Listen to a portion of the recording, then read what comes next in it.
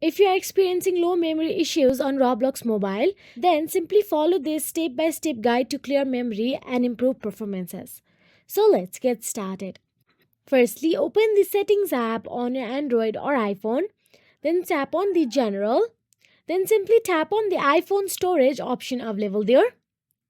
Then scroll down and look for the Roblox app from it and tap on it. Then tap on the Delete app and confirm the deletion. Same on the Android, go to the settings, tap on the app, tap on the Roblox and uninstall it.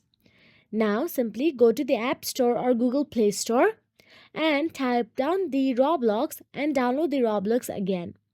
This clears background processes and refreshes system memory. Now, what happens? It removes corrupted files, cache, and unnecessary data that take up memory. So now all you have to do is download it and log in and check if the issues is fixed.